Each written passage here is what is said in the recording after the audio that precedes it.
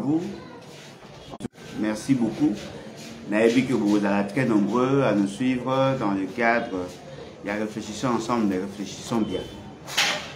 Parce que tout ça là déjà habitude, tout allez déjà na boyo kaneko tout ça là entre biso na bino pour qu'ensemble toye baka ko solo là, toye baka ko analyser certains faits, toye baka ko analyser la situation de notre pays afin que bande ko nyonso baza ko landa biso baza la paix na makoki ya koye ba makanisi na biso. Et tant que vous pouvez comment makanisi na bango na boende tokokoka ko zala likanisi moko na matali école. Depuis je crois 2013 ou 2014 na bandaka ko boaka ko lancer slogan moko connaître pour mieux servir. Et je crois que ekozala nécessaire Nicolas Koya tout banda ko insister sur yango. Et d'ailleurs, c'est dans ce cadre même que tout ça là, réfléchissons ensemble, mais réfléchissons bien. Liboso tango to bandaki ko sala ke bino pe boko ka ko benga pour que vous puissiez makanisi na bino. Et le loyo, il allait un peu difficile compte tenu à problème logistique, mais nous allons tenter, n'est-ce pas, avec les temps, nous allons tenter Yako banda pour faire intervenir bino na téléphone surtout mikolo eza koya pour que bino pe bopesa makanisi na bino. Alors lelo dans le cadre de réflexion ensemble, réfléchissons bien. Tolingi tolobela sur le profil du candidat président de la République et même le profil, il y a certains candidats députés nationaux, provinciaux et ainsi de suite. Pour tracer le profil, il faudrait d'abord créer ma mission. C'est à partir des missions que l'on dresse le portrait robot à Mouto et Sengiaza. C'est à partir de la mission de Babosala le profil. Parce que chaque tâche, chaque fonction est dans le profil. Pourquoi tu as insisté? Parce que je me rends compte que l'opinion apparemment se laisse emballer. Se laisse emballer par les à côté. Se laisse emballer par des faits aux alliés périphériques. Et on n'arrive pas à bien cerner les enjeux. On n'arrive pas à comprendre pourquoi sommes-nous là. Yango Moni, analyse de tout ça là. Déjà par rapport à ma commentaire Nabino, par rapport à ma réaction en termes de appel et consorts, tout ça comme on a que makamu tout ça que ça là et fungola batebele mémoire. Batebele ba comprendre makamu ya politique, bazo comprendre certains faits factuels. O eza ko sunga eza ko permettre na biso lelo. Tout le monde a que ba ko de bonnes décisions par rapport à makambo ezali koya. Nazali kozwa mingi ba poste électif. Et si kawapi ba tout pona kozwa bokonzi. Et sengeli na bango ba passer, n'est-ce pas? Va passer par les élections. Le premier poste Oyo ezali et imposa d'ailleurs le principe de l'élection ezali poste à président de la République. Le président de la République est une institution. Et cette institution ezali qu'on reflète la volonté de la population par rapport à son rôle, par rapport à ses missions. Et le président de la République, Azali Moutou Oyo, Azali censé veiller à ce que les institutions fonctionnent normalement. Le président de la République, Azakota la kaka ba institution au niveau national, Azakota la paix ba institution au niveau de la province. Le président de la République, Azali Moutou et Sengeli, Azali les symboles de l'unité nationale. Azali Moutou et Sengeli, Azala Moutou Azali kopé sa orientation. Bref, il est un cadre de conception. Un cadre de conception. De quoi? De politique publique. Azali Mouto a veillé à ce que le fonctionnement des institutions est ça de manière harmonieuse. Afin que dans l'harmonie, que le pays ait qu'à atteindre ses objectifs. Parce que ce qui est la mission de l'État, le pouvoir est unique. Mais il est fractionné selon les tâches. Tolobagayango chaque fois. Le pouvoir est fractionné en 3 composantes. Le pouvoir exécutif, le pouvoir législatif, le pouvoir judiciaire. C'est-à-dire que pour que nous atteignions le développement, il faudrait que chaque pouvoir ait ça la rôle. Et c'est un ensemble, c'est un tout. Et pour chaque pouvoir, il y a des institutions. Vous prenez au niveau, il y a exécutif. Il y a 2 institutions au niveau national. Au niveau, il y a législatif.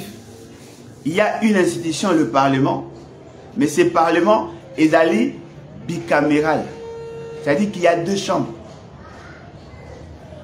Au niveau, il y a cours et tribunaux. Tokabola, la cour constitutionnelle, la cour de cassation, le conseil d'État. Il y a le parquet, les tripés, tout ce que nous avons là comme charpente institutionnelle. Et donc, le président de la République, c'est celui-là qui veille sur tout ce qui s'est fait. Vous comprenez que la complexité de l'État, et ça c'est que la personne qui assume cette fonction a rempli un certain nombre de critères. Adala mutu oyo ayebi. Adala mutu oyo ayebi koyeba. Pour ceux qui ayebi par ses actions, a créé ce qu'on appelle le dysfonctionnement systémique. Donc, vous comprenez que nous sommes en face d'une fonction où il y a double degré de compétence. Non seulement la compétence disciplinaire, mais aussi la compétence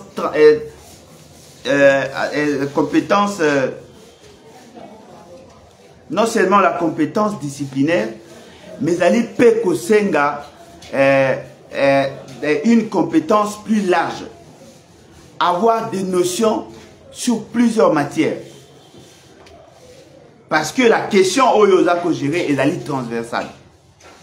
Et donc cette compétence transversale est là ko senga, c'est que le président de la République a une notion de finances publiques, a une notion de planification, a une notion de programmation, a une notion de droit, a une notion de droit public, a une notion de droit constitutionnel. C'est-à-dire qu'il doit avoir des notions dans plusieurs matières. Bien qu'il ne sera pas spécialiste sur toutes ces matières, mais il a une notion. En ce moment-là, quand il est devant ses conseillers, lorsque son conseiller parle, Ayeba, c'est que le conseiller dit. Il faut Ayeba la décentralisation. Ayeba les compétences naïbani. Ayeba esike suki. Ayeba compétence ya baninga esike bandi. Ayeba pe yago esike suki. En ce moment-là, quand il est là, akoyeba ke muto ya sala ke loko ebonga sala boete. Et il peut même orienter les actions au niveau de son cabinet. Donc, vous comprenez que la complexité de l'État impose à ce que celui qui sera président a la connaissance plus large. Il y a un penseur qui a dit, nous avons 3 types d'ignorants. Les ignorants qui ne connaissent rien sur tout, les ignorants qui connaissent peu sur tout, les ignorants qui connaissent peu sur tout, généralement, c'est là le type d'ignorant des dirigeants ou de la classe politique. Il doit connaître peu sur tout. Les grands ignorants, ce sont ceux qui ne connaissent rien sur tout. Les ignorants, oyo baebi peu surtout, et qu'on peut savoir possibilité à nous à politiciens. Mais nous avons dit, il faudrait aussi avoir une adresse scientifique pour qu'on arrive à vous identifier. Donc vous comprenez, au regard de la complexité, de la fonction du président de la République, et c'est Naye Ayeba, Boyebi. Nakati ya Boyebi Naye, il faut Ayeba à la notion, il y a gestion des ressources humaines pour gérer bateau. Il faut aller dans la notion, il y a psychologie. Il faut aller dans la notion, il y a droit. Il faut aller dans la notion ébélé. C'est-à-dire qu'il doit être un bon manager. Quelqu'un qui sait utiliser des gens par rapport au texte et par rapport à la situation donnée. Ce qui est le président de la République, Azali na mayele ya kokokate. Beaucoup mona, il y aura des chevauchements dans les actions. Beaucoup mona, il va vider la substance de l'action publique. Et cause à la plus caractérisée par des choix contradictoires. Et cause à la plus caractérisée par de faiblesses fonctionnelles. Et naturellement, il sera difficile à l'État d'atteindre ses objectifs. Donc, la fixation à bas objectif. La fixation à bas objectif, il y a un monde des accords prédéfinir le profit de la fonction. Que voulons-nous? Qui sommes-nous? Qu'avons-nous? Ceux qui te répondent à la question, au comment le président de la République doit être un homme sincère, un homme vrai. Parce que la crédibilité des institutions passera aussi par là. Il faut dans la montumoko aller honnête pour avoir une bonne presse. Parce que l'État, en réalité, a deux niveaux, a deux dimensions. Sur le plan interne, il faut que le président de la République soit un rassembleur. Azala Mouto Azali ko créer espoir. Azala Mouto Azali ko renforcer davantage les liens. Azala Mouto Azali capable de donner des orientations. Parce que la société Nabiso Ezali dynamique. Nous avons certaines réalités chez nous qui nous imposent d'avoir un président rassembleur. Pas un président qui vient diviser. Tous allez na poser un président où il y a un problème. Où il est capable, il y a le peu de moyens que nous avons. A Kabolayango, na babisika o esengeli, afin que batu nyonso baye bako survivre, baye bako se retrouver. Donc, eloko wana ezali essentiel yakoye bayango. Mais l'État, c'est aussi un sujet du droit international. Dans le droit international, il y a des relations qui nous lient. Dans les relations internationales, il y a des obligations. Nous avons l'obligation de coexister avec les autres. Et si le président de la République n'est pas crédible, ça risque de nous empêcher d'atteindre nos objectifs. Parce que nous sommes dans une démarche, il y a complémentarité. Nous ne pouvons pas vivre en vase clos. Vous comprenez que la crédibilité de l'homme président, c'est aussi un adjuvant essentiel pour que nous atteignions effectivement nos objectifs. Il doit avoir de vertus. Il doit avoir de qualités, des qualités nécessaires pour convaincre le reste du monde à nous accompagner dans notre bataille, dans notre combat. Donc, Eloko Ezali n'est pas président qui le veut.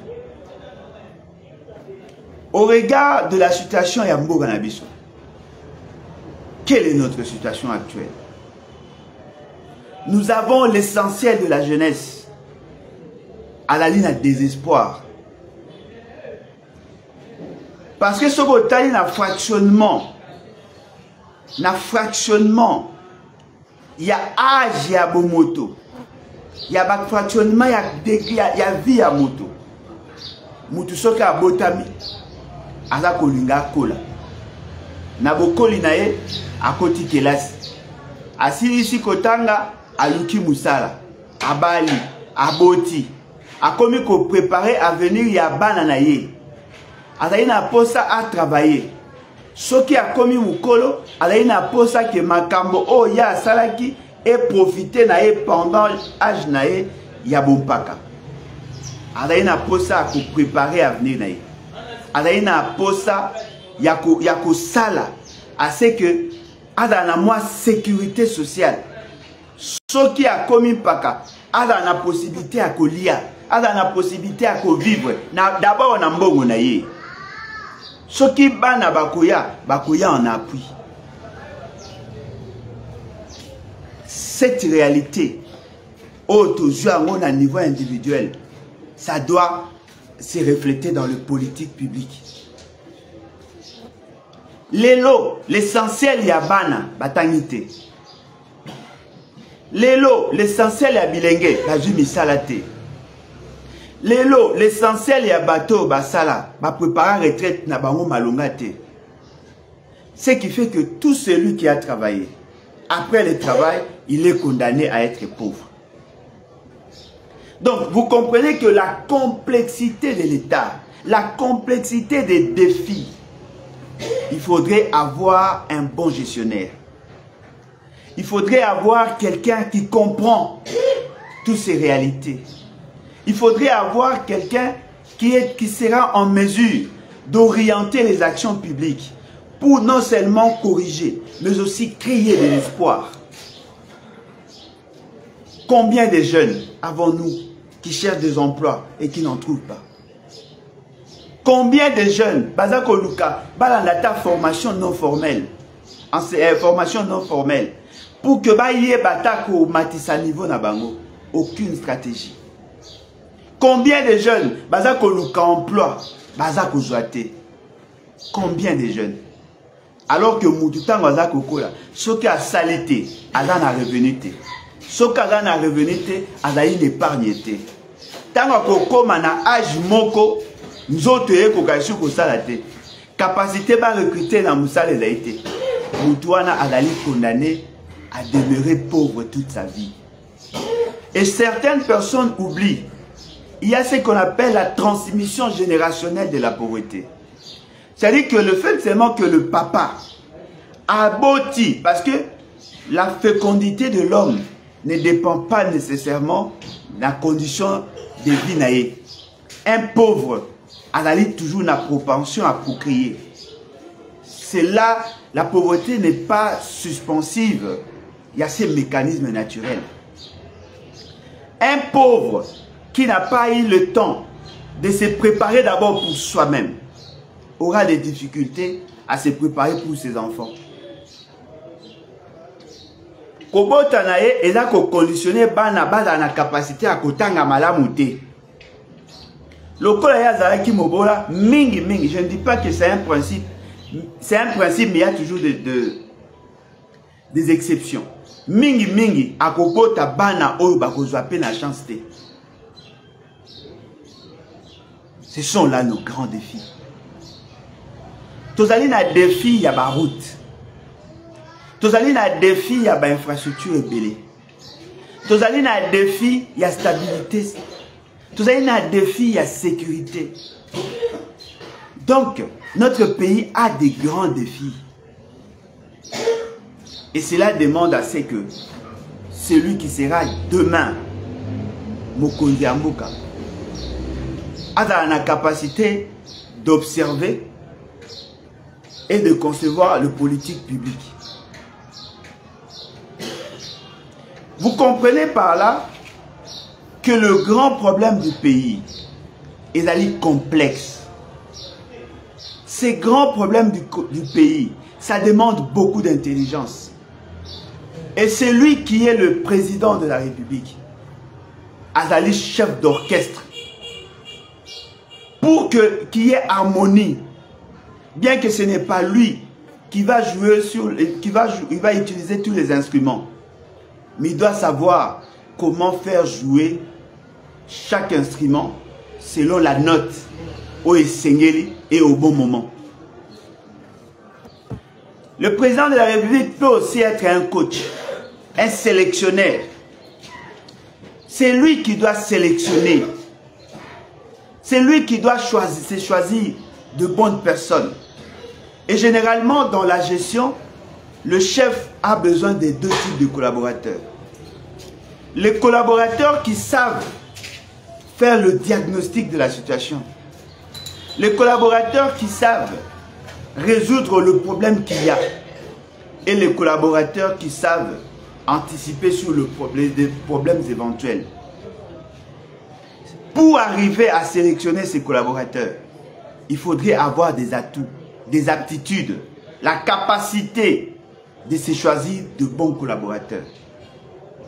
Et c'est lui qui fait le choix, avec complaisance, condamne son action à l'échec. Donc vous comprenez que le président de la République ne peut pas être un homme complaisant. Le président de la République ne doit pas être laxiste. Le président de la République doit être quelqu'un qui sait prendre de bonnes décisions au bon moment. Et vous comprenez par là qu'avoir un président de la République n'est pas une chose facile. Il faudrait que ces critères aient à la prise en compte. Soki eloko wana, vous veillez sur Yangote. Vous risquez d'avoir des gens qui ne répondent pas au profit, alors que la complexité vous exige une certaine technicité, une certaine probité, une certaine lucidité, une certaine connaissance. Parce qu'au-delà de tout ce que nous pouvons dire, dans la compétence, il y a des ressources nécessaires que l'on doit nécessairement avoir. Pour ceux qui, les critères sont respectés, vous risquez de ne jamais atteindre l'objectif. Et voilà, aujourd'hui, vous qui avez soutenu, vous qui continuez à soutenir le processus électoral, vous êtes appelés à aller vous choisir des dirigeants de demain. Pour ceux qui batu oyo bino boko pona bakozala batu ya malongate, la conséquence bino nde boko subir yango. Je vais vous démontrer les insuffisances de la personne qui assume la fonction aujourd'hui.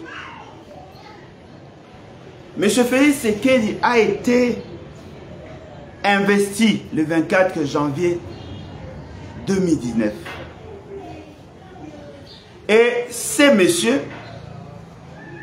ne comprenant pas la fonctionnalité de l'État, a pris une ordonnance nommant son directeur de cabinet.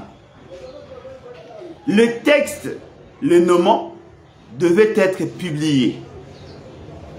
Tellement qu'il n'avait aucune notion sur le principe de l'administration, qu'est-ce qu'il a fait? Son directeur de cabinet a certifié la copie, le nommant. C'est-à-dire que la personne qui est bénéficiaire de l'ordonnance Yemoko a certifié la copie. Et ça a été étangamaki na RTNC. Ça, c'était déjà une preuve. Il y a manque, il y a connaissance. Parce que l'acte nommant un directeur de cabinet ne pouvait pas être certifié par la même personne qui, du reste, ne pouvait pas le faire du fait que c'est l'acte le créant en tant que directeur de cabinet. Les gens ne savaient même pas qu'il était encore directeur de cabinet, mais il a pris un acte administratif. C'est cet acte-là qui a été lu. C'était déjà des entorses. M. Félix Tshisekedi arrive au pouvoir, il suspend l'installation du Sénat. Alors que l'article 114 de la Constitution dit ceci, toutes les deux chambres s'installent de plein droit 15 jours après la publication des résultats des élections. C'est-à-dire qu'après élection, il y a un sénateur. Le bureau, le Sénat s'installe de plein droit. Et par rapport à un règlement intérieur, c'est le secrétaire général, il y a Sénat qui convoque la plénière en session extraordinaire. Mais ne comprenant pas les enjeux, ces messieurs s'est permis de suspendre l'installation du Sénat. Parce qu'il y a le lobby, les députés provinciaux, il y a IDPS, qui sont corrompus par les candidats sénateurs, alors que Bango Bazalaki a 12 sénateurs, ils ne pouvaient pas comprendre que Bima 0, Bazalaki a 12 députés, ils ne pouvaient pas comprendre que na Kinshasa, ils ne pouvaient pas comprendre que Bima a 0 sénateur. Donc, vous comprenez que M. Félix Tshisekedi, ne connaissant pas la fonctionnalité de l'État, il a pris certaines décisions qui outrepassaient ses compétences. La conséquence, ça a créé un blocage. Bien que par la suite, Bayeko s'est ressaisi pour annuler ce communiqué inutile. Alors qu'en réalité, même le Sénat devait considérer que l'acte-là, n'étant pas conforme, il était supposé être non pris. M. Félix Tshisekedi a pris l'initiative de nous lancer dans un programme. Le programme, il y a 100 jours. Le programme, il y a 100 premiers jours du chef de l'État. Programme d'urgence. Ne comprenons pas que l'urgence ezali na ba exigence na yango. C'est-à-dire que ce n'est pas l'institution président qui doit constater l'urgence. La Constitution a fixé le mécanisme à urgence. Et dans ces contextes-là, il y a urgence, le mode de gestion n'est changeable. Ne comprenant pas la fonctionnalité de l'État, M. Félix Tshisekedi a pris cette initiative.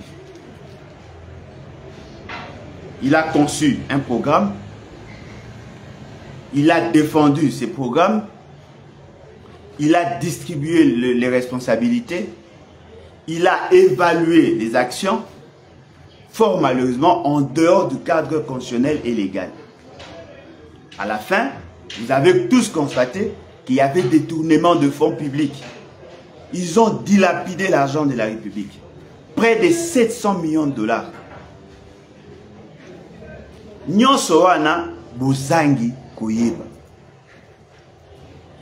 Monsieur Félix Tshisekedi, il a eu encore à poser plusieurs actes. Il a nommé les mandataires publics sans tenir compte de l'exigence de la loi. Osa Komona va nommer mandataire public sans contre-saint du Premier ministre. Osa Komona, ces ordonnances est fondée en souffrance pendant plusieurs mois. Parce que justement, il ne savait pas que il ne pouvait pas y avoir nomination tant que le Premier ministre, qui est le coordonnateur des actions gouvernementales, n'appose sa signature. Parce que ce sont des domaines, domaines de collaboration. il ne savait pas ça. Bomonika Noumaka Batou. Batouana Bakotaka en fonction après 2 mois. Parce qu'il a yébagité. Monsieur Félix Tshisekedi a nommé des généraux en faisant déplacer le Premier ministre. Il a fait contresigner les actes de nomination par le vice-premier ministre. En oubliant que le Premier ministre, c'est lui qui est le chef du gouvernement. Et l'acte de nomination devait impérativement passer par le Conseil des ministres. Tout ce qu'il pouvait faire, et Bongaka Salahango avec le Premier ministre. Bangomi Bale et Bongaki baillent par ce qu'ils font. Parce que le Premier ministre seul et son ministre en charge de ce secteur, Bakoza la responsable devant le Parlement.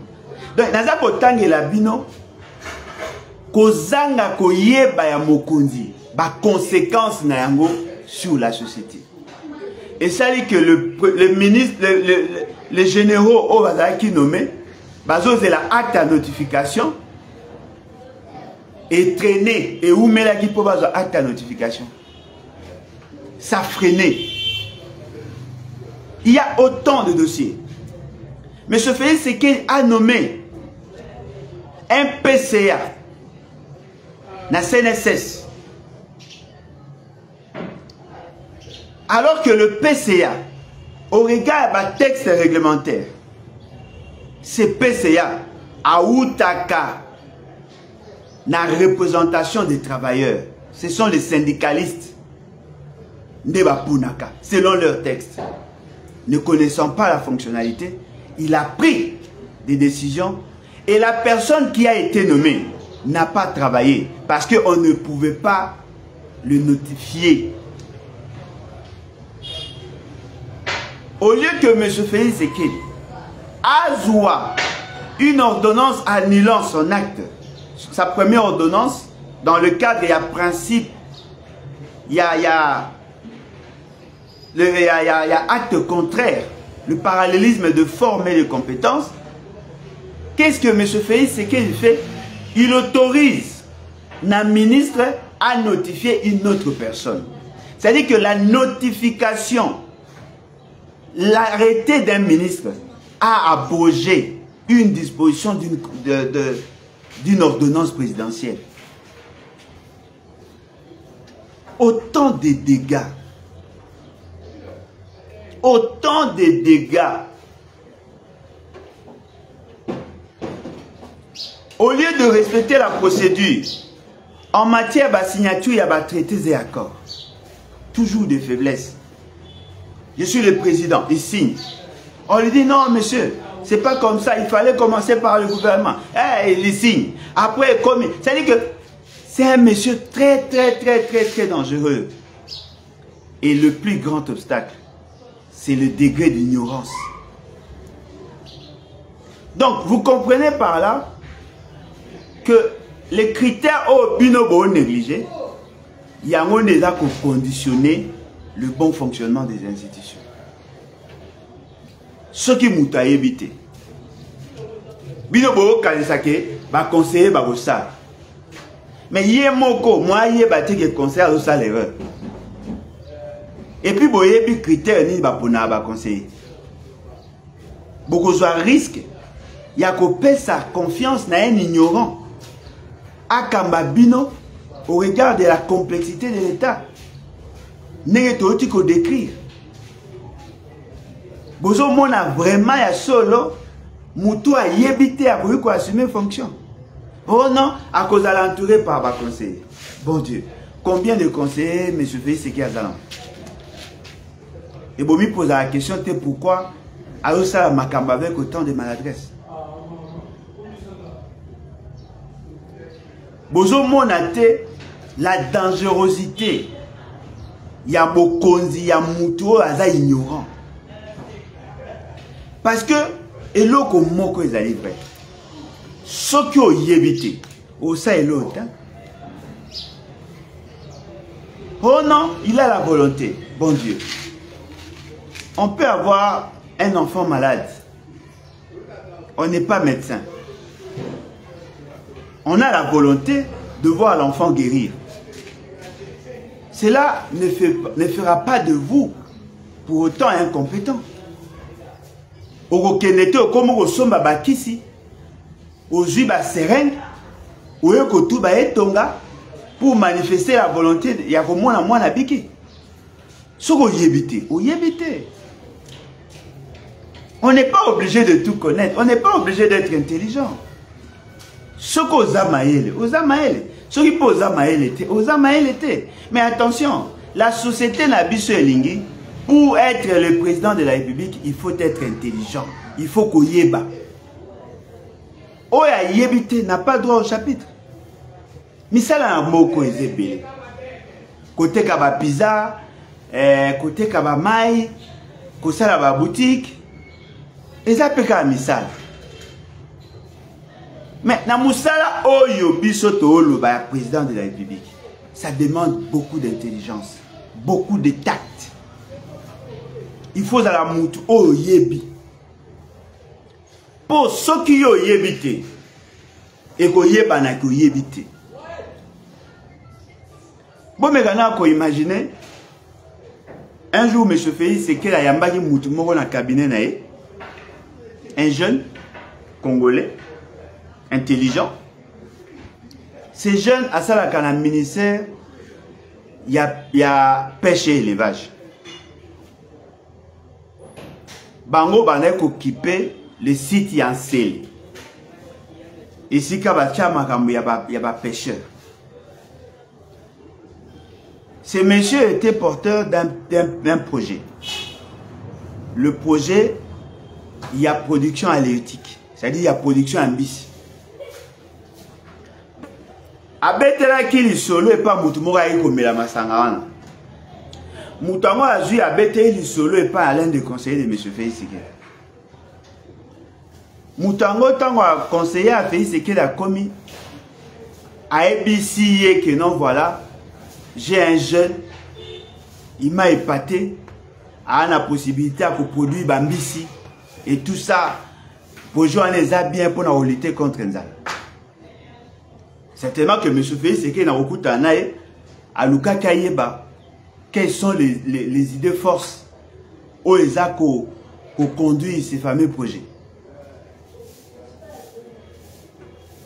Paf, M. Félix Sekela, sans pour autant entrer en profondeur, a bandit ko betambela.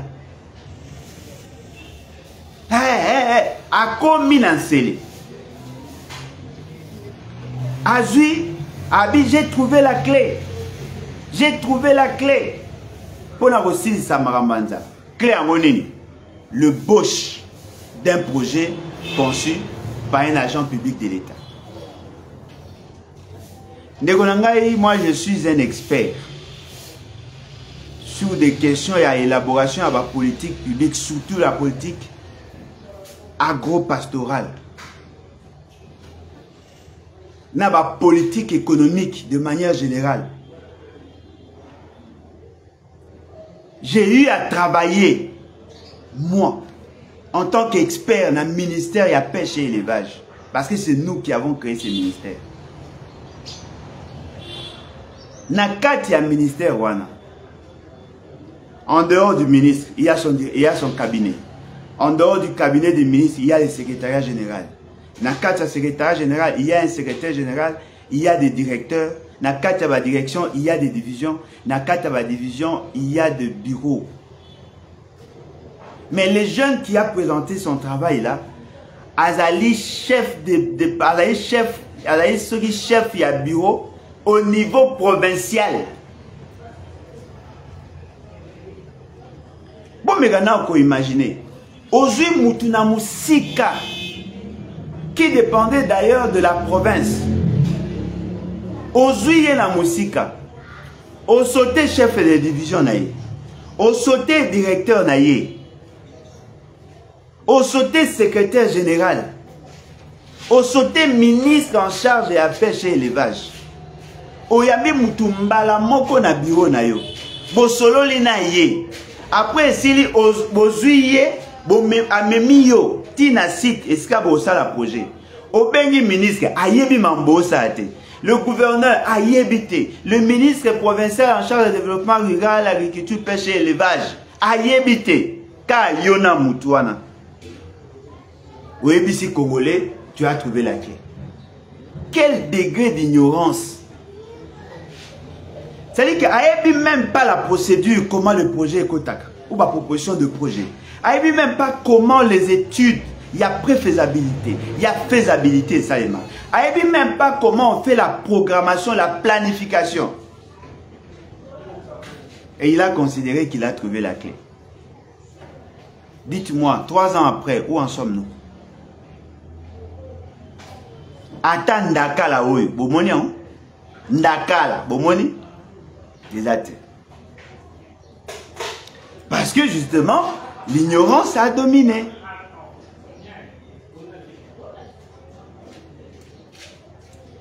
Mais ce fait, c'est qu'il y a un bafandi. Ça, les programmes passent, il n'y a pas eu. Programme alimentaire d'urgence. Sans comprendre le méandre, la procédure. Bazu basali texte moko epa na bango bakomi lettre na FPI abimisa mbongo pour que l'État akoma commerçant, même pas l'État, la présidence akoma commerçante, ba réquisitionner ba camion armé,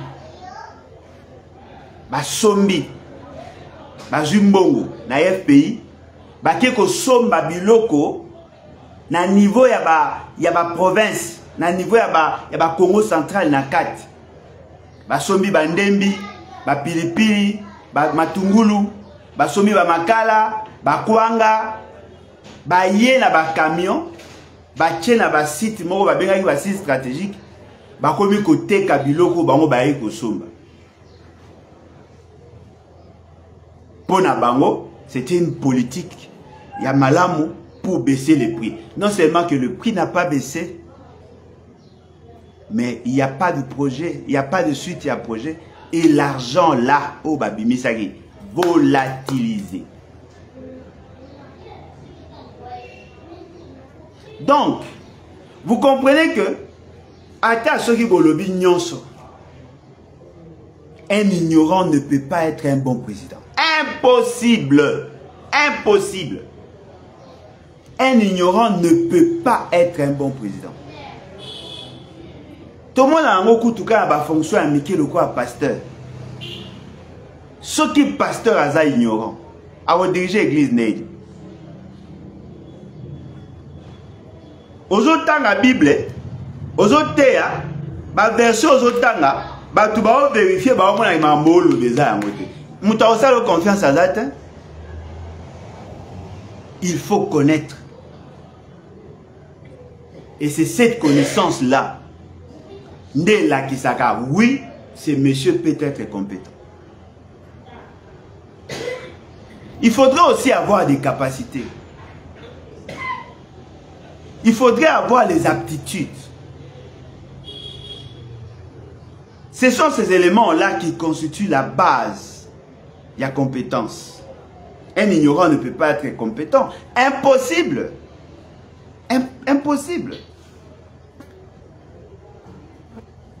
Celui qui n'a pas la capacité, celui qui n'a pas les aptitudes, ne peut pas être compétent. Impossible, je vous dis. Impossible. Voilà pourquoi moi j'ai dit, au-delà, il y a des critères subjectifs, objectivement. Un bon candidat doit connaître. C'est là maintenant, et là qu'on fait ressortir les niveaux d'études. C'est-à-dire que Moutou, il faut aïeba. Moutou, il faut attendre. Moi, il y a avantage à Kotanga. Ça vous donne un modèle d'analyse. Ça vous donne une adresse scientifique. Voilà pourquoi j'avais dit, un compétent, Moutoyo, Aza correspond à profil, doit avoir la compétence d'abord disciplinaire, na science ya tangi, mais en même temps une compétence transversale. Il faudrait avoir des atouts. Une notion sur la gestion des ressources humaines, une notion sur la planification, une notion sur... C'est-à-dire qu'il faut avoir toutes ces notions-là. Et ça s'apprend. Ce n'est pas un fruit à volonté. Il faut connaître. Il faut connaître. Fort malheureusement, dans M. Félix Tshisekedi, on ne voit pas ces profils-là. Et M. Félix Tshisekedi a sali ba dégâts ya makasi na mboko à telle enseigne qu'aujourd'hui, le plus grand piège est allé du fait qu'il a posé de mauvaises actions au mauvais moment. Ndenge toza lelo boy. Ko sili sa makambo ya ba ERC na yewan.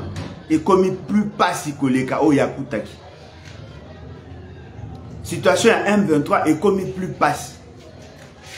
Situation à diplomatie et comme il plus passe que Oyakutaki. Situation à employabilité des gens et comme il plus passe que Oyakutaki. Situation à éducation et comme il plus passe que Oyakutaki.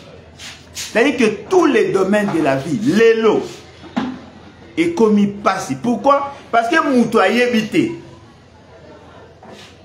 Mais Azaka a la volonté. Et en posant des actes, il crée un blocage, un dysfonctionnement. Il pouvait peut-être être de bonne foi, c'est ce que vous appelez volonté. Mais il évité.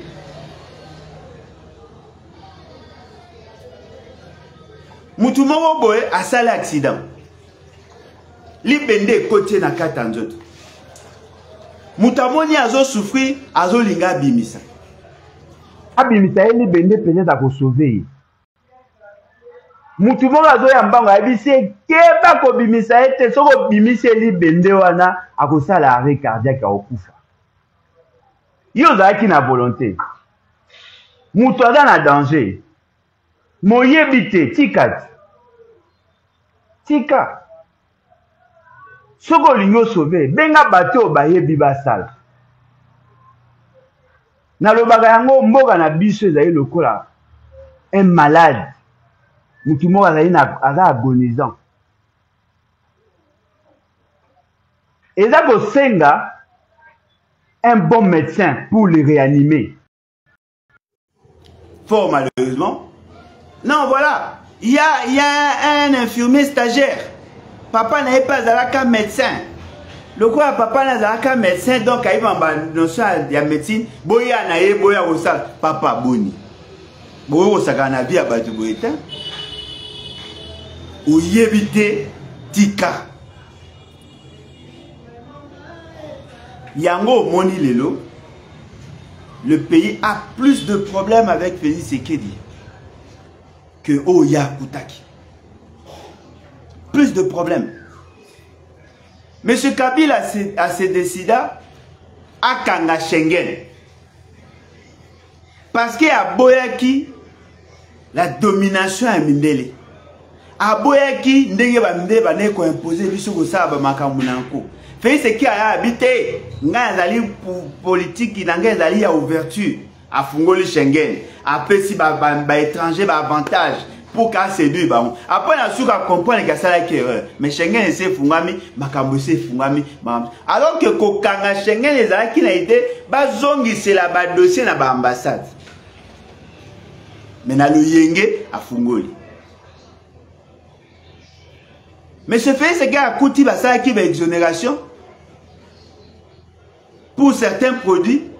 Afin qu'elle stabilise le prix sur le marché et réduire le prix sur le marché. Ayen a le yenge na ya gozanga koyeba. A longo liba exonération wana. Hausse de prix. Bozo mona ke mutu soba yebite. A yebite. Botika ko forcer nature. Botika ko forcer nature. Soki muta yebite. A yebite. Bon, forcer nature pour aller. Parce que le mot que ils allaient vrai. Tant que vous forcez nature, ils ont retardé le développement.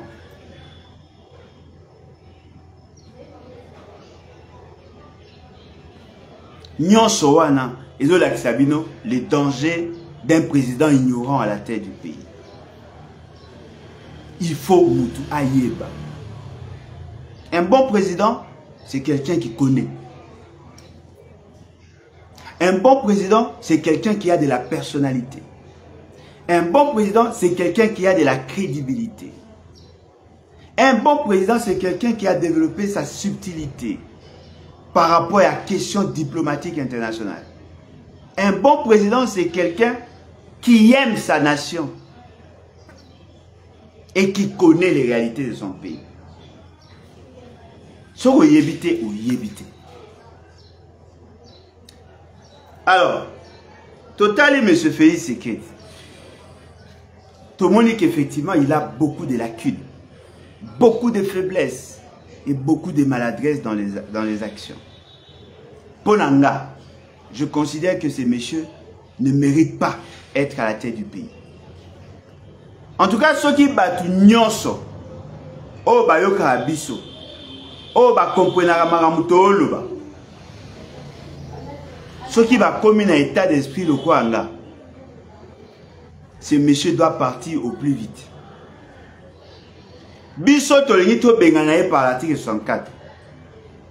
Bino bato bolingi bo benganaye par les élections. Ne votez pas pour lui. C'est un danger pour la République. Pour Moukomsu bo sutuka, Moutouman yekoli sabi non bobi manalo pas parce qu'il va te gagner sur le pas. C'est la même chose avec M. Félix Tshisekedi. Et je crois que Papa Ngwanda avait raison. Il faut le plaquer au sol. Il faut au boto la livrer. Il a posé beaucoup d'actions, beaucoup d'actes de maladresse. Il cède le carré minier par ici. Il vend bloc pétrolier et gazier par là. Il autorise à des armées étrangères de venir par ici. Et les autres entrent par là. Il y a un désordre. Un désordre. Tout ça pourquoi? L'ignorance. Je voudrais nous dire qu'il n'est pas le seul. Je constate que ce monsieur, dans ses maladresses, il a créé un autre monstre. Moïse Katumbi. On risque de voter pour M. Moïse Katumbi pour sanctionner Félix Tshisekedi. Non, voilà, Azaki victime, Bazo Salaye Mabe, et créez-moi Mahamo ou Namitema. Batwabia, le quoi y a un moyen, le quoi y a Bazo Salaye Bakanaï, tout voter pour que tout se débarrasse de M. Félix Tshisekedi. Peuple congolais. Bolinga bossa la même erreur au Bossalaki en 2018. Vous tous, vous avez l'intention de faire partie Kabila. C'était légitime. Mais vous me posez une question, il faut remplacer Kabila. Bosangi sagi makasi nabino nyonso. Kabila doit partir, oui. Mais vous ne se posez jamais question, il devait être remplacé par qui? Nayoka bataille des personnes, même un chien vaut mieux un chien que Kabila. Même s'il faut le remplacer par un chien. Mais celui qui est là n'est pas un chien. Vous n'avez jamais atteint l'objectif. Parce que vous avez mal fixé votre objectif. Nous sommes déterminés à faire partie, M. Félix Tshisekedi, oui. Nous sommes prêts à conjuguer nos efforts pour le faire partie, oui. Avons-nous réellement le souci, le désir de le voir partir, oui. Mais on ne va pas les remplacer par n'importe qui. Ce n'est pas parce que nous voulons faire partie de M. Félix Tshisekedi que l'on doit les remplacer par n'importe qui. Il faudrait à tout prix veiller sur la qualité de l'homme qui doit remplacer M. Félix Tshisekedi. Botika ba sentiment, botika ba émotion. Il faudrait imposer la rationalité. Ne déshabillez pas Simon pour habiller Saint-Pierre. Ba mutu moro. Ne ba komosku et qualité par rapport à la circonstance, il y a un nègre qui va kombo. Ce n'est pas parce que Bolingi Félix Tshisekedi a Longwa qu'il faudrait les remplacer par n'importe qui. Désirer l'excellence. Ma belle abisso va congolais amis. Tout ça va m'amener. Ah, Mikolo est comme gaz et quoi na koto bino tout bozu bokei. Vous ne prenez pas le soin de réfléchir sur la qualité des hommes qui doivent remplacer M. Félix Tshisekedi. Pour n'avoir que Félix Tshisekedi a ok na ekak.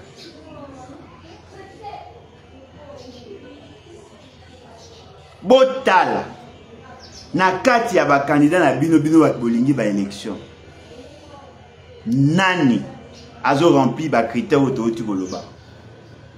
Le candidat président doit être intelligent. Il doit connaître. Il doit avoir la capacité à gérer le personnel.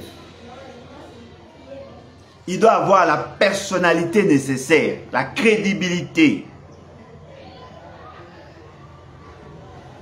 Oh non, à cause de la conseil, Bino bo voter ba conseiller.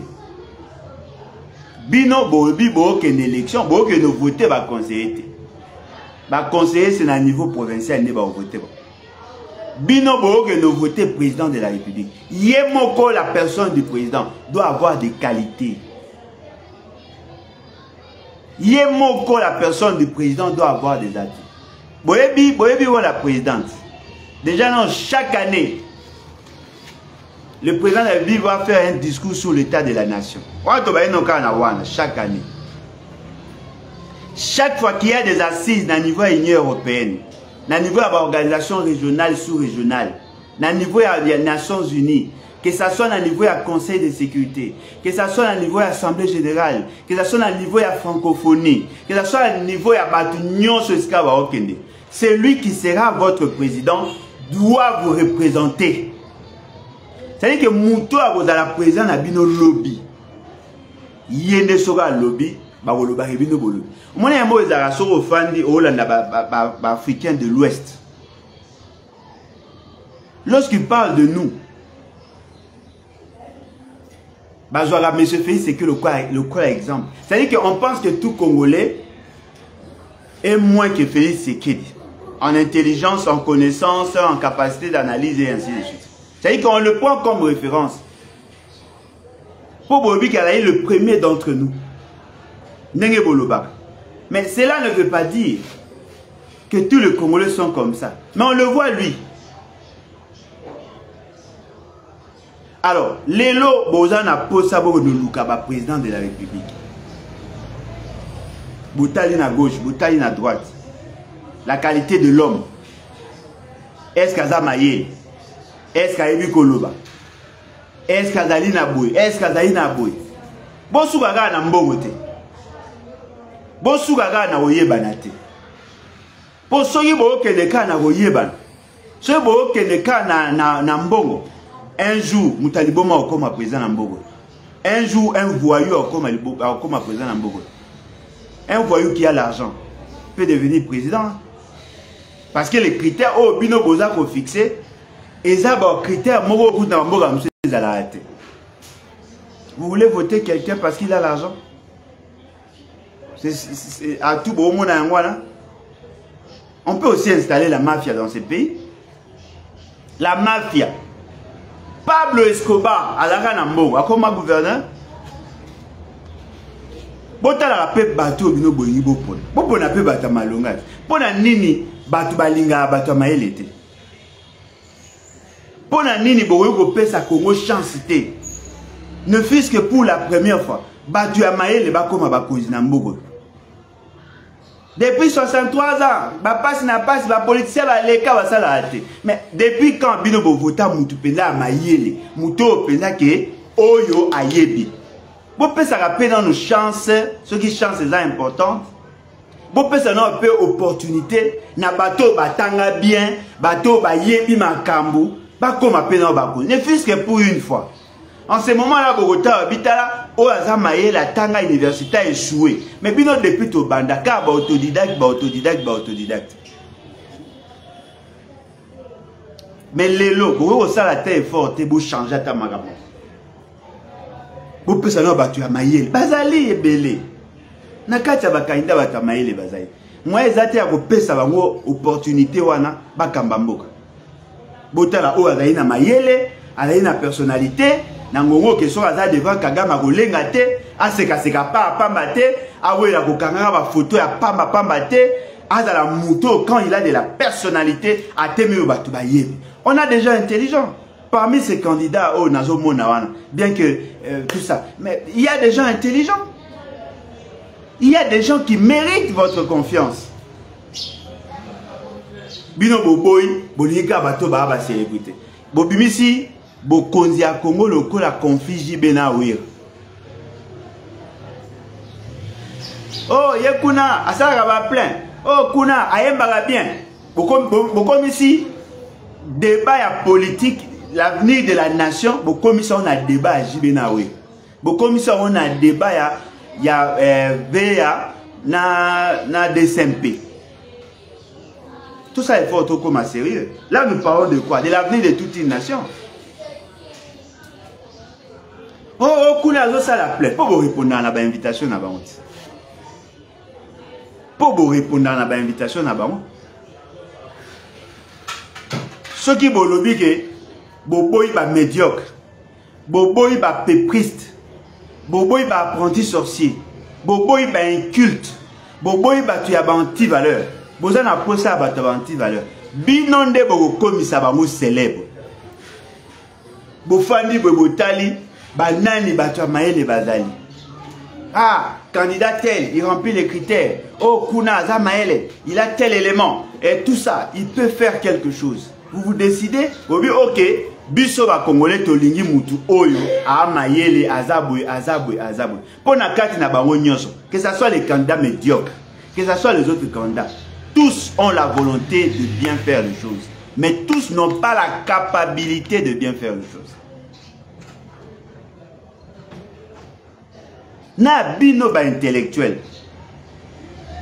Bozo landa batu par des émotions, par des sentiments. Vous me surprenez, hein? Ah, Bazo le Belaka, Félix Sekedi, na Moïse Katumbi. Mais parlez-moi un peu de leur qualité. Ils ont quoi comme qualité? Tout à fait sérieux. Comment un homme normal? Batu amaye le bazali et beleboy. Bino bo ponaka ba wami balé. Tout ça, boza sérieux ta? Au moins il va débat en ezalaka. Ce qui kaka Félix Sekedi na Moïse Katumbi batikali. Ah, voilà ko ça la chose bi bon entre le nini na local le moindre mal. Mais basé belé. Ba candidat malamu baza. Bo occupé ba monte bo otala ba monte. C'est quand même surprenant. Neni peuple a ko linga atika na pasika yemobo. Neni peuple a ko sepela atika na pasi yemo. C'est-à-dire que mutu yemo a sambe la pasi na etika. Pona nini a oluka elenge. Papa, ajo tozaka nango ta kabila zwaka bokonzi. Yango tozana nango lelo. To nunat. Tozo nuna. Bo remaka onte. Depuis que Félix Sekedi a commencé à campagne, bon moi était comme nuna. Azaka jeune temps azaka président yemo ka sa temps izana. Bon moi était a como fané.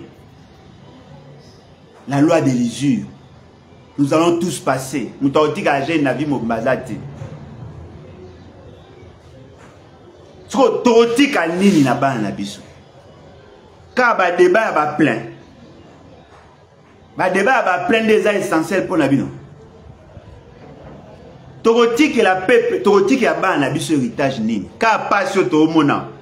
passe à courant, passe à maille, passe à colia, passe à kolala, passe kaka passe net au tika bana biso. Po to même mama luyenge ya koloba ah okuna sali plein, okuna leki, d'ailleurs kuti ya toni sakiboy, okuna kokite. Ça ce n'est pas le débat au bino boya ki pona ba élection. Bolinga ki élection pour qu'il y ait changement. Bolinga ki élection te pour bota plein. Plein za finalité na binota. Na mbogo tobeta plein na ba politicien. Ya lelo. Na mbogo to ba lobeta plein ba politicien ya lelo. Ah, bomona ba plein en 2006. Bomona ba plein en 2006. Oh, ils ba plainte. Ils ba plainte. Maintenant, en 2006, il y avait des plans. Échanger nini. Échanger nini. Maman, papa, ba no ba zumi sala. Ma condition na bango ebongi.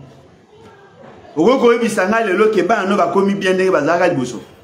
Compartiment de bazaka liboso. Vie échanger. Ba komi kolana ba condition bien. Maeza kureza. Biloka olieza. Oza sûr que lobi ba ke classe malamu. Oza sûr que so ba sisi classe ba zo misala. Masoni bo beta wana. Peuple azaka boite. Peuple alingaka changement. Ngonga epeta epesa meni bino batu bolingi boke na ba élection. Botala pe bata bien. Botala bata bien. Na ko conseiller mutala soutenir mutoka pays secrétaire. Na ko pe ko encourager mutala voter le quoi mutoka Moïse Katumbi. Batoka ba Moïse Katumbi ba vota bango par défaut. Ça dit que soki mutu musu sa zate. Atreka na pays secrétaire bien. Le gars pays secrétaire azali na suka ya batu. Na pona Moïse Katumbi po akoyiko ça quand même quelque chose. Mais bata malonga bazali. S'il vous plaît. Ngana boyaki na nga ba élection. Bino nde bolingi ba élection. Na opesa bino conseil. Ne retardez pas s'il vous plaît le développement du pays.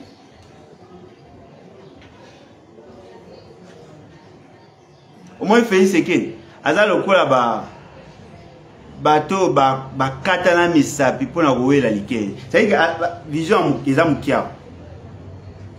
Yo so mona président de la République. Azo bisa bato na Noël na bonne année. Bogolia malamu. Poto memele bino ba soso béton. To memele bino ba Thompson. To yena 27 000 tonnes ya Thompson. Ekomate. T'as la vision mukusia. 27 000 tonnes à poisson. 27 000 tonnes à poisson. Kinshasa awa par an.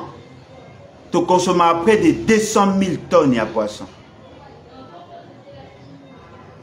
Mais mouton c'est pile la peau. À ça qu'on importe 27 000 tonnes. Et comme a pété 6 millions de dollars, Bamela. Moi ba konzi mususu o bino bokuni sakawana. Baza lokwa ba jeune yo ala muki na tongo akobeta mo akop pendant quelques minutes akokisi mbongo ba bengani na baninga basangisi mbongo basombi soki mupende ya nyau to basombi mbisi to basombi nini balambisi matembele so ina fufu baolia na quartier bakaisi ke vie yango. Mboga munene batama yele belebwe bo suki sabiso vie na Thompson. Tout ça à mois de décembre. Ko fêter bonne année sili. Mbisio baba na bino ke koya. Ti le komi. Mbise komita? Mbisio babimisaka 6 millions. Baba ke bayaka na ngopo biloko kita na marché. Pour que batu ba fêter bonne année. Bonne année pe yango. Ezo coïncider bonne année na ba élection. Yango tozao. Ba importer mbisi yango déjà. Oh ba opérateur économique baza ko saboter action na ye, il faut ye moka ba no somba mbisi. Sikoyo bosombi. Masango ekiti.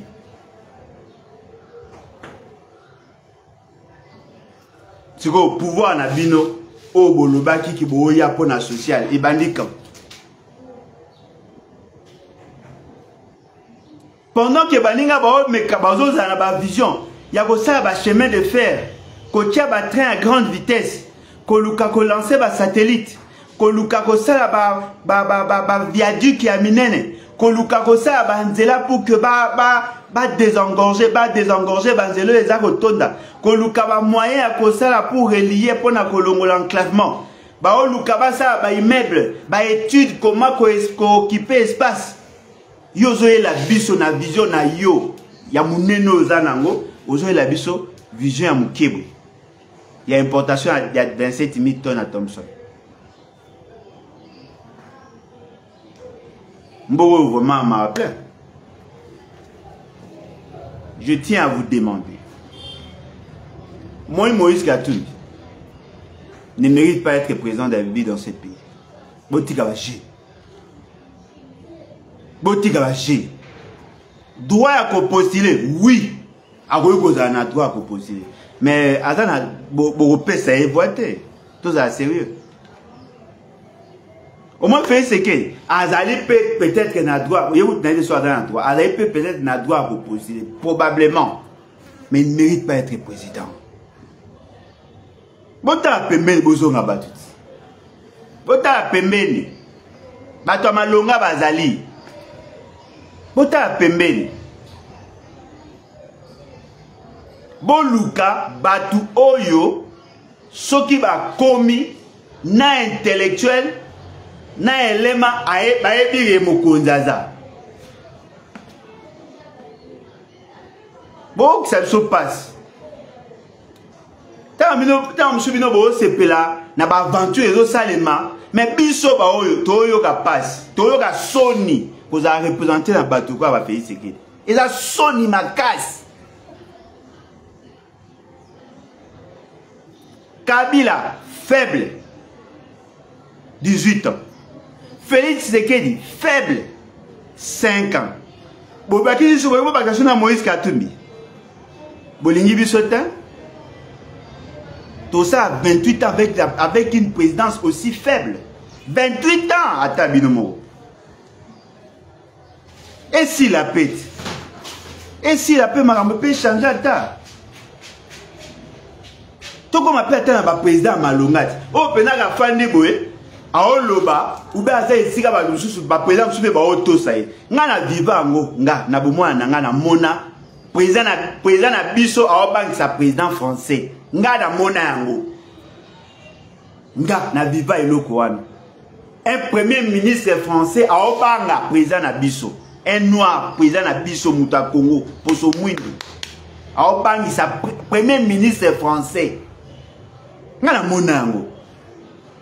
C'est possible. Mobutu Sese Seko a temi boyebu. Oh non. Non. Tout ça que bato a nzembo bato a lokumu boko eza esus na esengote eza esus na esengote tout comme le quoi rusé. C'est comme si biso to sa maka poto la bakonzi moka ya chana na boye ba biloko mo ya manque mo ni biloko mo ba sangisa ba mélange mo mabe. Non, nous méritons l'excellence. Boye bi position na nga na boy na nga ba élection na boy ba élection. Mais nous s'il vous plaît. S'il vous plaît. Bobo Salana au fait Sekedi. Bobo Salana au Katumbi. Bolu Kabato Amaele Bazali. S'il vous plaît, bande Rolangai. Na sengi mino bolimbis. Ata soyi bolingi na fukama. Na go fukama. S'il vous plaît. Bato Amalonga Bazali. Bato Malonga Bazali, avec personnalité, hein? Avec moi le coup moi ne ça moi bien. Et bon attaque et bon bakenda ki na réunion, boyebi ki amokonya zaka maele kono kuna bakoko kaete. Ya biso so ka bimi bana nzamba yalo ba susu kuna a signé accord buzoba esili ekei. Ka ba tension les biso to obela. Tout ça l'effort te bo se pesa s'il vous plaît. Attends la compte à bonne année. Bo se pesa ngate. S'il vous plaît. Ne votez ni Félix Tshisekedi ni Moïse Katumbi. S'il vous plaît. Bon Luka ta mutu mususu. Soki bino nyonso boyokani bobike tokomisa mutu boy président. Et vous appelez malamu. Bo votata batu misusu e bata malonga bazali. Hein? Toyebisa bana na biso nini? Ka ba médiocre mutu baza appeler ko kambambo. Ebele ba universitaire. Ebele ba boto batini bana bango bakende kotanga. Moboti ata yo soko tanga kite. Otagisi quand même banati. Siko yo lingi ke bato batanga te lokola yo bakamba mwana yo o moneli pasa kotanga. Abimaka 5 heures ok classe. Pour akoma mayele, mais mayele na e servi ni na pays ni na personne. Okomi simboga lokola chance lo pam. Oh, tout pouvoir vient de Dieu. Botanga la Bible vient de toute autorité vient de Dieu. Nous sommes dans une démocratie. Tout pouvoir vient du peuple. Binonde boana pouvoir. Il y a changer ma cam. Fandi Boye. Tout Kinshasa. Tout Lubumbashi. Kalemi. Luala Babo Bimagaka. Bozui ba province nyonso, tous les grands centres, ba territoire. Bino nyonso bo landa vidéo. Bo se décider bobi oui, to voter mutu tel. Fait ce que na mbongo na pouvoir na a osali lote. Biso soki bino bo voter mutu ya malam. Biso to bimana balabala pour que to protéger mutu wana akota na fonction. Biso to sala yango. Ata so to kufa to sala yango. En ce moment, tu as dit que le peuple n'a pas pour qui malamu, il va déjouer rôle, va déjouer suffrage, va déjouer volonté. Nous allons nous sacrifier. Bon pour nous choisir bien. Hein? Bon pour nous choisir bien. Un étudiant a autant n'a pas si na université, ba condition a pas si, a na bourse. Babongo ya kosangisa ba papier duplicateur ya kutu passeport azwango abundi asilisi mutu moko bakoka ine ko sa examen oh boniko bandeko nanga na osenga na bino que votre choix est dans la choix ya changement. Attention, vous se limitez qu'à un président de la République pour n'assis ça. Na ba soi-disant ba député à bien. Bonina pesa bino conseil moko. Bomoni batu nyonso bazaka ba député na kala. Oh baba na ko liaka ba 21 000 na ba 50 000. Moi batu na nyonso. Bobo kisabo. Surtout le soi-disant ministre. Oh ba gérer na Félix Sekedi. Oh ba BBC étude. Oh, bah, qui peut m'arranger, secteur est sensible, transport, carburant, tout, bah, tout nyon so, ana, bah, ça y est, na fait, c'est que, mine, tout ça, bon, voter, bah, voter. Il faudrait que, bah, la sévèrement sanctionné. De Rolangaï, au votaki, Moussalo, yo votaki, atiki, a commis na gouvernement. Na gouvernement, a salé l'autre. Ce qu'on y a percevoir pas ça, Eloni. Pour Azara qui député, à Longwe, à commis ministre, na députation à salle l'autre, na ministère à salle l'autre. Ce qu'on y a voté les ni. Misusu ba yibi ba mbongo. Ba olinga sko ba ke na parlement. Tant ba ko ma parlement ba ko fada pété. Ba olinga ba zo nga chou na gouvernement. Ce qu'on y a voté les nini. Bon mais quand on imagine un député à l'équipe na TV Abi 300 nani bakosi ki doit foutre la biso 21 000. Un moutou a l'obé en azali kuta, azako kosa, tozoka 21 000 te. Tozoka 7 500. Paf, na fait un mandat a ebisi bino oui, na sengi vraiment bolimbisi. Nyonso wane salamaki, ezalaki na lobaki yango mabe, na zana regret, ndenge na kosa ki bino oui, tozoka kaka 21 000 te, tokoma à peine à 50 000. Ce qu'on a ota siko na katia Congo na mboko ya biso. Quel est ce politicien, pour ne pas dire politicien, quel est ce politicien qui mérite d'avoir 50 000? Na olukana tala nani? na musala nini asalaka po apesa 50 000. Nazoluka na yeba nani aza ko mérite azwa 50 000. Ndeko nanga boyoka 50 000 na sango. 50 000 ezali 500 billets à $100. C'est-à-dire qu'un militaire bafuta kaye moins de $100. Un militaire congolais bafuta kaye moins de $100. Pour azwa émolument, il y a député moko, il faut ça la 500 mois. 500 mois. C'est-à-dire que mbongo il y a mois moko. Il y a député et go futa 500 mois ya soda. Mais soda ça la carrière à 30 ans. Mais 30 ans à 360 mois. C'est-à-dire que ata sali carrière mobimba. Ata babaki sele sous 10 ans. Agokomaga jamais n'a émolument un député. Dites-moi, un député qui accepte de toucher 21 000, de toucher 50 000, alors que le dernier des militaires, oh ala la galibanda, oh atika mwasi na ena bana, nandako ya mabe, baoli ya mabe, alors que no bunda pona ekolo, aibite soki akobika, akufi pe kuna, azongi ba opesa $15 le mois.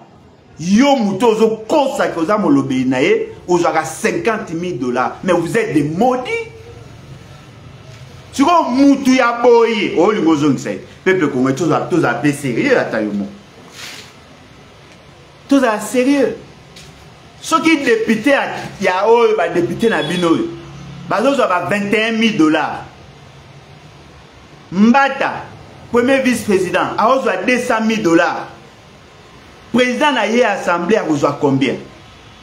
Félix Tshisekedi a reçoit combien? Si vous bateau ba yoke la bino mawate, ba s'engraisser na mbongo na bino. Ba tiki Félix Tshisekedi a passé la ba aventure ba za ko sala. Ba ngo nyonso ba piller systématiquement mbongo ya pays. Ba sali biso ma be nyonso e ngai ba sala. Lelo bo lo bananga ke bo voter batabu. O alingi a voté ba miyibi atombo ya lobo.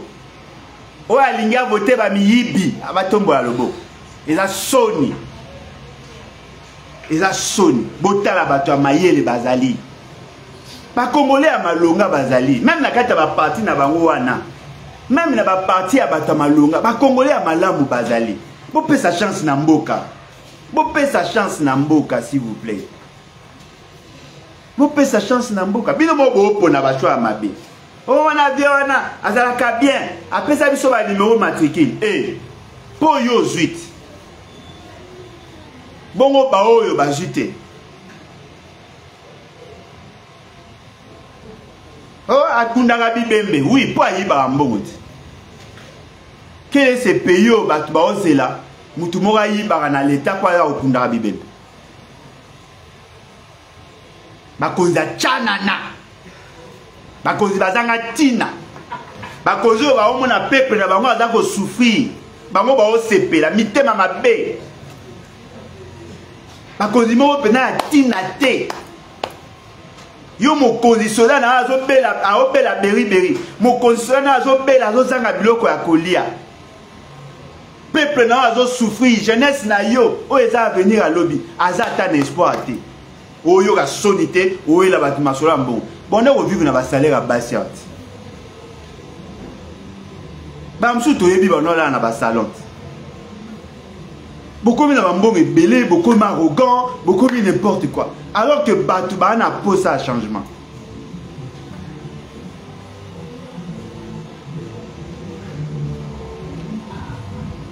Toi n'a pas ça, il y a changement. S'il vous plaît. Ceux qui vont voter ma B. Bino bat bolingi ba élection. Bo condamner biso nyonso na perte. Soki bo poni ma B. Oh député provincial, oh député national. Aïe, mutusu kutu aïe bien ta fonction wana te. Nazoko baga candidat. Et ba zuzu ba tu ba commission ba candidat. Apparemment, il y a une tendance tribale même dans la liste, dans les listes des partis politiques.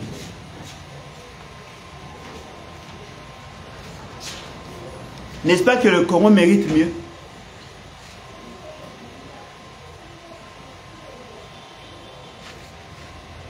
Bon, comment vous faites, vous se décidez, Bobby, Batakaba le Mwanan.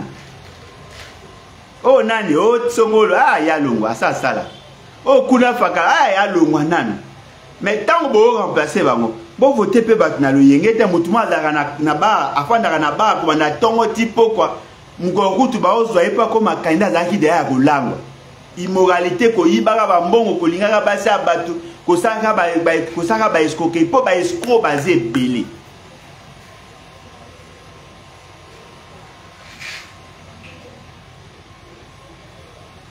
Tala miyibi ba candidat. Ba mbongo ba 100 jours. Ba tala miyibi e belé miyibi ba candidat. Boyebi ba moti. En tout cas, j'espère que boyoki message. Souci nanga ezalaka na créer la salle électrochoc. Na créé des clics dans vos esprits afin que le show change. Nazana pour ça que bino nyonso ici quand vous allez beau comprendre l'enjeu, beau avoir ma bonne décision. Les aventuriers que vous voyez là, ces Égyptiens là, vous ne les reverrez plus jamais. Il faut les oublier. Union sacrée, il faut le jeter dans la poubelle. Bazo mériter l'eau moté, la poubelle de l'oubli. Il faut les oublier. Il faut vraiment les oublier. Bah, ridicule. Na boende avenir na biso ezala malam.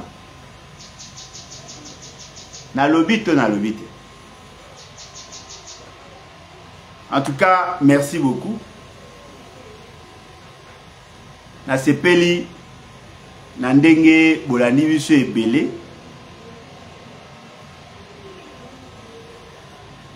Nzambe asunga biso.